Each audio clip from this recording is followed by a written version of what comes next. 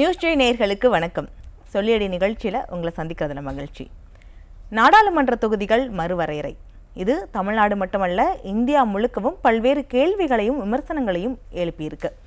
தமிழ்நாட்டில் இது தமிழ்நாட்டுக்கான பிரதிநிதித்துவத்தை குறைக்கும் அப்படின்ற பிரச்சாரங்கள் அதிகமாக எடுக்கப்பட்டது.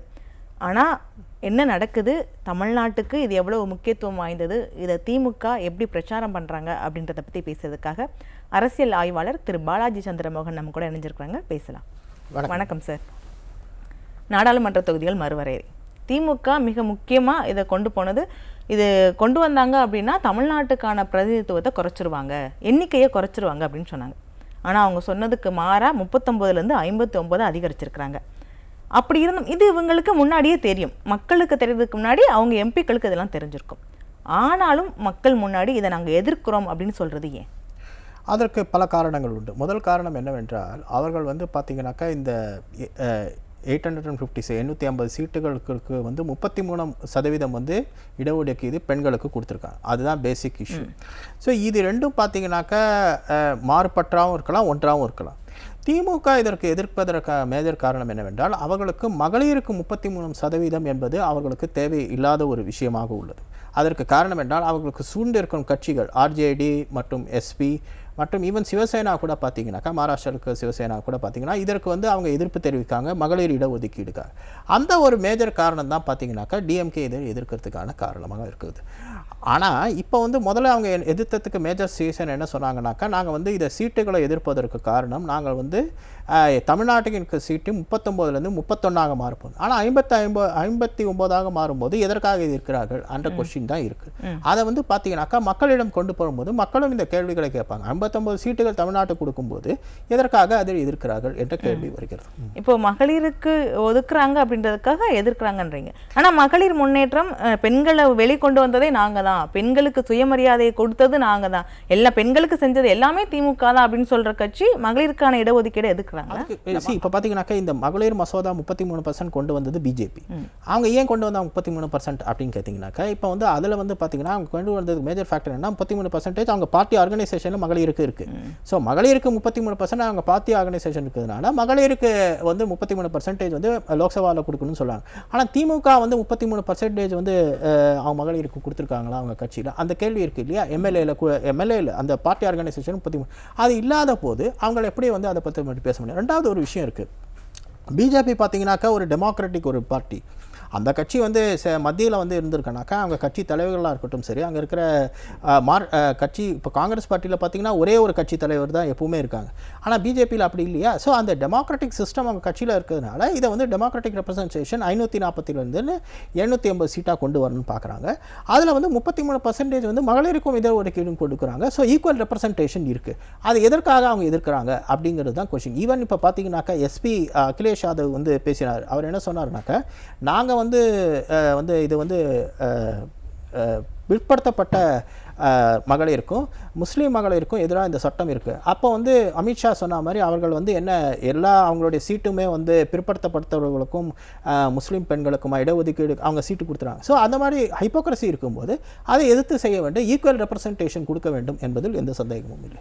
ஆனால் இதெல்லாம் கொண்டு வந்திருக்க வேண்டியது இதுக்கு முன்னாடி ஆண்ட காங்கிரஸ் கவர்மெண்ட் தான். ஆனால் அப்போவே அவங்க இந்த 33% பெண்களுக்கான இடஒதுக்கீட்டையும் அவங்க விரும்பலை, அதுக்கு துணை போனது அப்படின்றது இந்த அப்போ கூட்டணியிலேருந்து இந்த திமுக கவர்மெண்ட் தான் அப்படின்னு இல்லையா? ஆமாம். இப்போ பார்த்தீங்கன்னாக்கா இப்போ 2000 வாஜ்பாய் அவர்கள் பிரதமராக இருக்கும்போது டீலிமிட்டேஷன் சீட்ஸ் வந்தது 33% சீட்ஸையும் அவங்க கொண்டு வந்தாங்க. அப்போ எதிர்த்தது யாரு? முலாயம் சிங் யாதவ், லாலு பிரசாத் யாதவ் அந்த பில்லே கீழ்ச்சி போட்டாங்க பார்லிமெண்ட்லேயே. அப்படி இருக்கும்போது அவர்கள் இந்த மாதிரி ஒரு வேலைகள் செய்யும்போது அதற்கு காரணம், அதுக்கப்புறம் 2004 காங்கிரஸ் கட்சி ஆட்சிக்கு வந்தபோது அவங்க அந்த 10 ஆண்டு கால காட்சியில் நாங்கள் தான் மிகவும் ப்ரொக்ரெசிவ் கவர்மெண்ட் அப்படின்னு சொன்னாங்க. ஆனால் அந்த ப்ரொக்ரெசிவ் கவர்மெண்ட்டில் நேஷனல் அட்வைசரி கவுன்சில் கூட இருந்தது. அதில் பார்த்தீங்கன்னாக்கா லோக்பால் பில் இருந்தது. ஆனால் லோக்பால் பில்லையும் அவங்க பாஸ் பண்ணல. அதே மாதிரி உமன்ஸ் ரிசர்வேஷன் பில்லையும் அவங்க பாஸ் பண்ணல. அது மட்டும் இல்லாமல் டீலிமிட்டேஷன்ங்கிறது பார்த்தீங்கன்னாக்கா அப்பயே கொண்டு வர வேண்டியது. எதற்காக அவர்கள் கொண்டு வரவில்லை ஏனென்று கேட்டால், அவர்களுக்கு அந்த அவர்கள் கட்சிக்கே தோல்வி பயம் இருந்தது. ஒருவேளை டீலிமிட்டேஷன் கொண்டு வந்தால் தான் தோக்க போகும் என்பது. அந்த காரணத்துக்காக தான் பார்த்தீங்கன்னாக்கா அதை எதிர்த்தாங்க.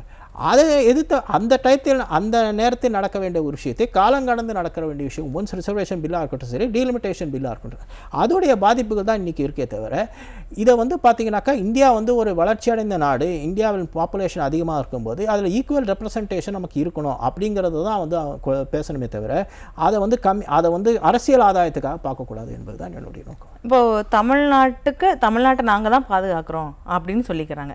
ஆனால் தமிழ்நாட்டுக்கு இந்த 39,000 எம்பிக்கள் 59 ஆயிருக்கு அப்படின்னா அது மக்களுக்கு பயன் கொடுக்கக்கூடியதான். அப்போ தமிழ்நாட்டுக்கு பயன் கொடுக்கக்கூடிய விஷயத்தை இவங்க விரும்பலையா? இல்லை, தமிழ்நாட்டில் அப்படி யாருமே அரசியலில் இருக்கிறவங்க யாருமே சொல்ல மாட்டாங்க இல்லைங்களா. ஸோ ஆக்சுவலாக வந்து இப்போ பார்த்தீங்கன்னாக்கா அவங்களுக்கு வந்து 59 சீட்டுகள் வந்துன்னா 59 சீட்டுகள் வந்து இன்னும் வளர்ச்சி அடைந்த சில கட்சிகளுக்கு இங்கே வேறுன்றதுக்கு வாய்ப்புகள் உள்ளது இல்லையா.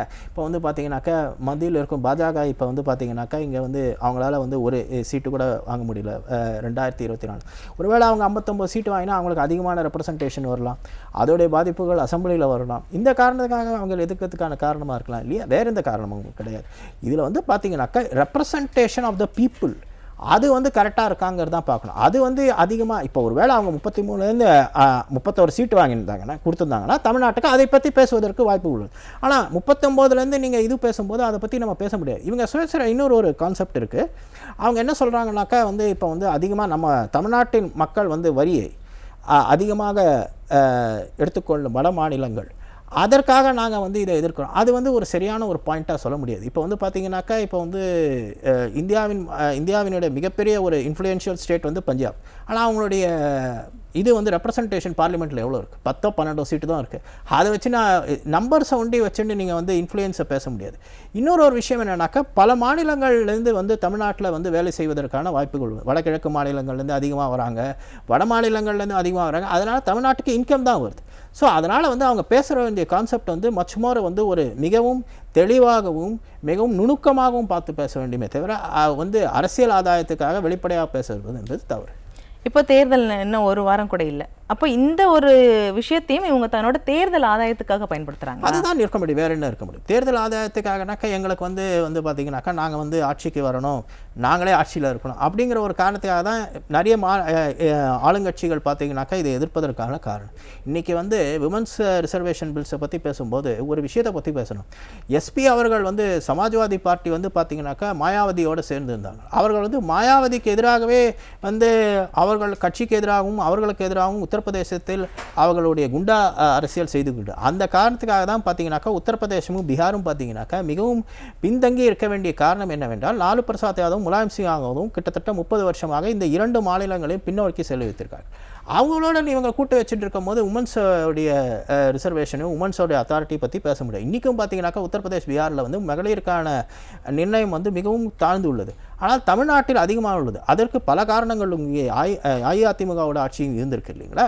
ஸோ அந்த ஒரு காரணத்துக்காக இப்போ அஇஅதிமுகலேருந்து அவங்க வந்து ஒரு முதலமைச்சரே அஇஅதிமுக மகளிர் இருந்திருக்காங்க இல்லையா. ஸோ அந்த ஒரு 2 மகளிர் வந்து அஇஅதிமுகவிலேருந்து இருந்திருக்காங்க இல்லையா. ஸோ அந்த காரணத்துக்காக தான் பார்த்தீங்கன்னாக்கா தமிழ்நாட்டில் வந்து உமன்ஸ் ரைட்ஸ் அதிகமாக இருக்குது, உமன்ஸோட பார்ட்டிசிபேஷன் வந்து எலக்ட்ரல் ப்ராசஸில் இருக்குது, நார்த் இந்தியன் ஸ்டேட்ஸில் கம்மியாக இருக்குது. அந்த கட்சிகளோட இவங்க கூட்டணி வச்சிருக்கும் போது உமன்ஸ் ரிசர்வேஷன் பில்லை பற்றி எப்படி பேசும்? 59ல் 33% எடுத்துன்னா கிட்டத்தட்ட 19 தொகுதிகள் அதில் மகளிருக்கு தான் அப்படின்றது போகுது. அப்போது இந்த மகளிர் வந்து முன்னேறது அப்படின்றது இங்கே பல பேருக்கு பிடிக்கல அப்படின்னு எடுத்துக்கலாம். மகளிர் முன்னேறதுல யாருக்குமே விருப்பம் இல்லையே. மகளிருடைய ரெப்ரசன்டேஷன் எப்படி இருக்கணும் அதுதான் முக்கியம். இப்போ பார்த்தீங்கன்னாக்கா இப்போ வந்து மகளிருடைய இவங்க வந்து பார்த்தீங்கன்னாக்கா வந்து ஒரு குடும்பத்தை சேர்ந்த மகளிர் வந்து திரும்பி எம்பி ஆகிறதோ எம்எல்ஏ ஆகிறதோ ஒரு சாதாரண பெண்மணி வந்து ஒரு ரெப்ரசன்டேஷனில் 33% வரும்போது அதில் எந்த தவறும் இல்லை. நான் கேட்குற கொஸ்டின் என்னன்னா, ஒரு கட்சியில் வந்து பார்த்தீங்கன்னாக்கா பிஜேபியில் வந்து பார்த்தீங்கன்னாக்கா அவங்க 33% வந்து எல்லா அவங்க போஸ்ட்டில் மகளிருக்கு கொடுத்துருக்காங்க. மகளிர் உரிமையை பற்றி பேசும்போது அது ஏன் கொடுக்கல, அதுதான் நம்ம கேட்க வேண்டிய ஒரு கொஸ்டின் இல்லைங்களா. அதே மாதிரி ஜனநாயகம்னு பார்த்தீங்கன்னா பிஜேபியில் ஜனநாயகம் இருக்குது. இப்போ மிச்ச கட்சியில் எங்கே ஜனநாயகம்? காங்கிரஸ் கட்சியில் எங்கேயுமே ஜனநாயகமும் கிடையாது, மிச்ச கட்சியில் எந்த ஜனநாயகமும் இல்லை. அப்படி இருக்கும்போது அவங்க எப்படி வந்து ஜனநாயகத்துக்கு விரோதியாக பிஜேபி இருக்குங்கிறத பற்றி பேச முடியும்? ஸோ அந்த ஒரு கொஸ்டின் இருக்குது. ரைட்டு, நம்ம நாட்டில் பார்த்தீங்கன்னாக்கா அதிகமாக அளவு பேசக்கூடிய மொழி வந்து ஹிந்தி மொழி. அது வந்து பார்த்தீங்கன்னாக்கா தமிழ்நாட்டிலே அதிகமான மக்கள் வந்து ஹிந்தி பேசுகிறாங்களே, பல மாநிலத்தை சேர்ந்தவர்களும் தமிழ்நாட்டை சேர்ந்தவர்களும் ஹிந்தி பேசுகிறாங்க, உருது பேசுகிறாங்க. ஸோ ஆனால் திமுக குடும்ப அவங்களே ஹிந்தி பேசுகிறாங்க. அது ரைட்டு. பட் ஆனால் நம்ம பேச வேண்டியது ஒரு மொழியை திணிப்பது தான் தவறே தவிர ஒரு மொழியை கற்றுக்கொள்வது தவறு கிடையாது. ஆனால் நாங்கள் வந்து எங்களுக்கு திணிக்கிறாங்கங்கிறதுக்காக வந்து நாங்கள் வந்து அதை வந்து சரியாக வந்து அதை ரெப்ரசன்டேஷன் கொண்டு வராது இருக்கிறது வந்து ஒரு தவறான ஒரு நோக்கம். நம்ம பேச வேண்டியது என்னென்னா ரெப்ரசன்டேஷன் ஆஃப் த பீப்புள் குறையிறதா, அது எந்த மொழியாக இருந்தாலும் சரி, எந்த இதுவாக இருந்தாலும் சரி, ரெப்ரசன்டேஷன் ஆஃப் த பீப்புள் குறையுதா, மக்களுக்கு விரோதமாக அவங்க செயல்படுறாங்களா, அதை எதிர்ப்பதில் எந்த தவறும் இல்லை. ஆனால் அப்படி இல்லாத போது அந்த மக்களுக்கு எதிர்க்காக கொடுக்கும். இது ஒரு பக்கம் அதை பில். ரெண்டாவது பக்கமாக அதை பில் பார்த்தீங்கன்னாக்கா இவங்க வந்து உமன்ஸ் ரிசர்வேஷன் பில்லை எதுக்காக இருக்காங்க 33%.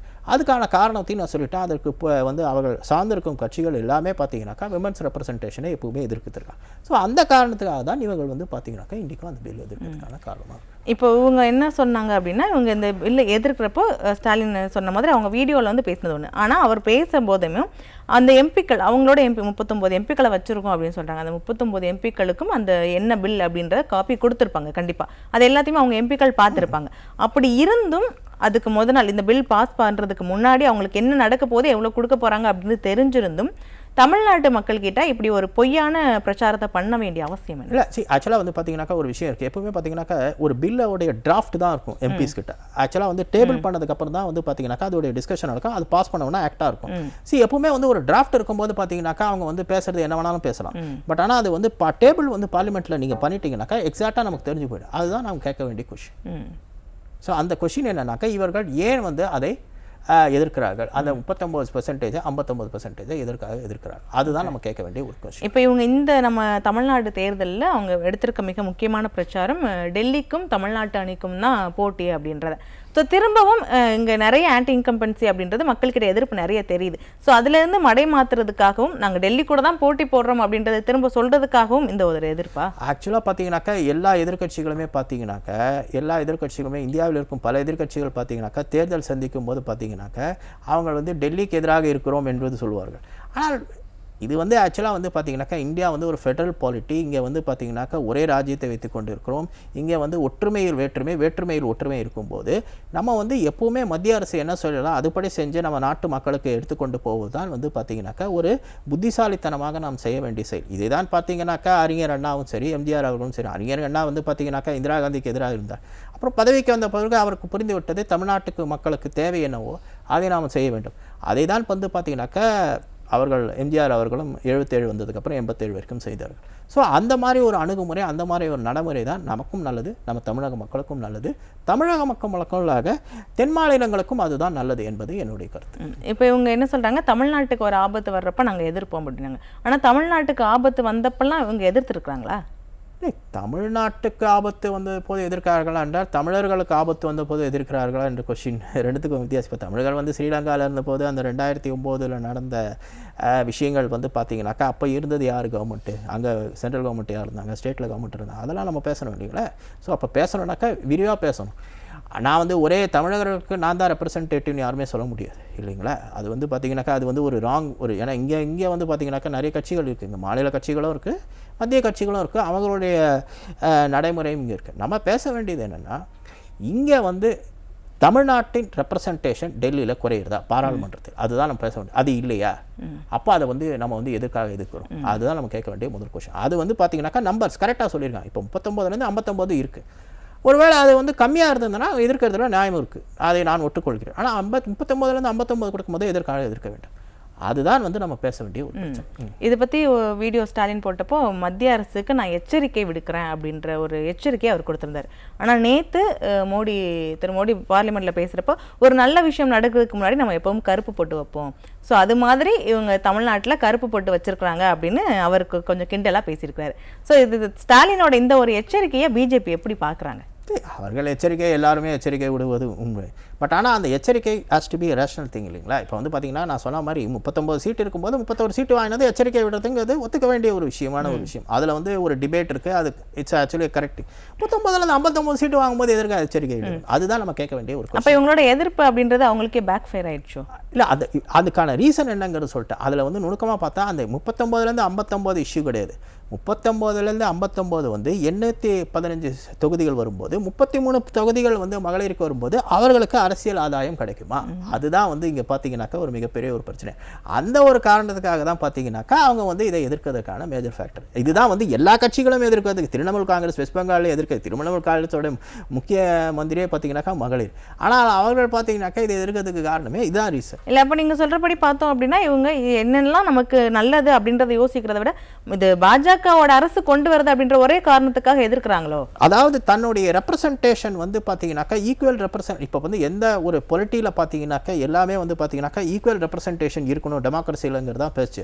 ஆனால் வந்து சில கட்சிகள் வந்து பார்த்தீங்கன்னாக்கா அவங்க கட்சியின் உள்ளடக்கு எப்படி இருக்கும்னு பார்த்தீங்கன்னாக்கா சில ஒரு குறிப்பிட்ட வர்க்கத்தை சார்ந்தவங்களோ குறிப்பிட்ட குடும்பத்தை சார்ந்தவர்கள் தான் அதிகமாக இருப்பாங்க. அந்த ஒரு காரணத்துக்காக தான் அவங்க எதிர்ப்பதற்கான ஒரு காரணமாக இருக்கும். அதோடைய ரெப்ரசன்டேஷன் அதிகமாக போனால் தன்னுடைய பொலிட்டிக்கல் பவர் கம்மியாக இந்த ஒரு காரணத்துக்காக தான் அவங்க எதிர்ப்பதற்கு காரணமாக இருக்குது. வேறு எந்த காரணமும் இருக்கக்கூட. அதே தான் பார்த்தீங்கன்னாக்கா காங்கிரஸ் கட்சி கூட பார்த்தீங்கன்னாக்கா எதனால் வந்து இந்த பில்லை வந்து கொண்டு வரல அப்படிங்கிறதுக்கான மேஜர் ஃபேக்டரே அவங்களுடைய ஹிந்தி ஹாட்லேண்டில் வந்து பார்த்தீங்கன்னாக்கா அவங்களுடைய அதிகமான அளவு வந்து வாக்குகள் அதிகமாக கிடைக்காது அப்படிங்கிற ஒரு காரணத்துக்காக தான் பார்த்தீங்கன்னாக்கா அவங்க வந்து இந்த டீலிமிட்டேஷனையும் சரி விமன்ஸ் ரிசர்வேஷன் பில்லையும் அவங்க கொண்டு வரதுக்கான காரணமாக. இப்போ நீங்கள் சொன்ன மாதிரி ஒரு குடும்பத்தை தான் வர்றாங்க அப்படின்றப்போ இங்க 39 59 இல்ல 31 ஆனாலும் எத்தனை எம்பிக்கள் இருந்தாலும் ஒரு குடும்பத்துக்கு தானே அமைச்சர் கிடைச்சா கொடுக்க போறீங்க அப்படின்ற விமர்சனங்கள்லாம் அது வந்து மக்களுக்கு தெரிந்த ஒரு விஷயம். பார்த்தீங்கன்னாக்கா இங்க வந்து பலதரப்பட்ட 2G ஸ்கேம்லேருந்து பல ஸ்கேம்லாம் வந்து அதெல்லாம் பற்றி வந்து எல்லாருக்குமே மக்களுக்கு தெரியும். பட் பேச வேண்டிய விஷயம் அது கிடையாது.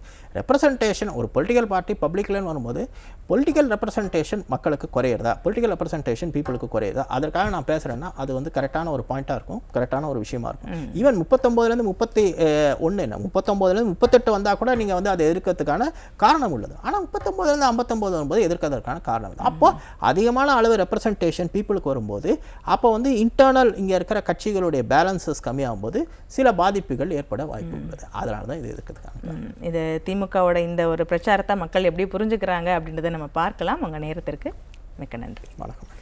நேயர்களே, மற்றும் ஒரு நிகழ்ச்சியில் சந்திக்கலாம். நன்றி, வணக்கம்.